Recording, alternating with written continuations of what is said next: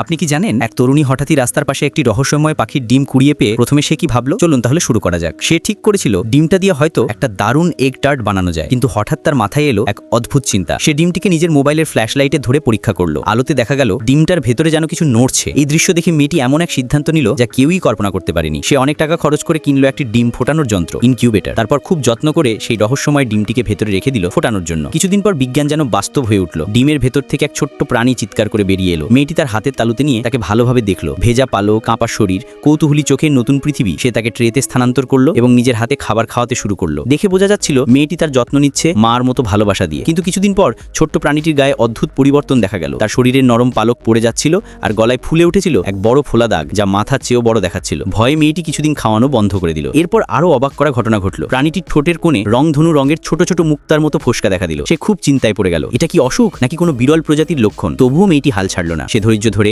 ভয় আর ভালোবাসার মিশেলে যত্ন নিতে লাগলো। অবশেষে 1 মাস পর ছোট্ট প্রাণীটি মুখ খুলে দিল। মেয়েটি হতবাক। তার মুখের ভেতর ছিল রঙিন দাগ ও আলো ঝলমলে ছোপ। দিন কেটে গেল। তার গায়ে আবার নতুন পালক গজাতে লাগলো এবং দেখতে দেখতে সে হয়ে উঠল এক অপূর্ব সুন্দর পাখি। বড় হয়ে সেই পাখিটি মেয়েটিরই ঘরে একটি নতুন ডিমের বাসা বানালো। আর কিছুদিন পর ছোট ছোট ছানারাও জন্ম নিল। এবার মেয়েটি অভ্যস্ত হয়ে গেছে। সে হাতের তালুতে ধরে তাদের খাওয়াতে শুরু করলো ভালোবাসায়। ছোট ছানাগুলো খেতে খেতে মাথা দোলাচ্ছিল, কিচিরমিচির করছিল, কিন্তু তাদের শরীর এতটা স্বচ্ছ আর নরম ছিল যে মেয়েটি ভয় পেত না জানি একটুও চাপ দিলে তাদের ত্বক ফেটে যায়। দিন যেতে থাকলো, ছানাগুলো বড় হতে লাগলো। তাদের মুখে তখনও সেই রঙিন দাগগুলো থেকে গেল, যা দেখে মেয়েটি বারবার ভাবতো এদের মা বাবার মুখ তো এমন ছিল না। অবশেষে তারা সবাই বড় হলো। তাদের শরীর জুড়ে রং বেরঙের পালক, কেউ উড়ে বেড়ায়, কেউ গাছের ডালে বসে গান গায়, আর মেয়েটির ছোট্ট উঠান যেন পরিণত হলো রঙিন পাখির স্বর্গে। একসময় যেই মেয়েটি ভয় আর অনিশ্চয়তায় ডিমটা ধরে রেখেছিল, আজ সেই হাতেই ফুটে উঠেছে জীবনের সবচেয়ে উজ্জ্বল অলৌকিকতা। তাহলে এই গল্প আমাদের কি শেখায়? যখন আমরা কোনো জীবনের প্রতি বিশ্বাস ও সময় দিই, তখন প্রকৃতি তার প্রতিদান দেয় অপূর্ব এক অভিজ্ঞতা আর নিঃস্বার্থ ভালোবাসা।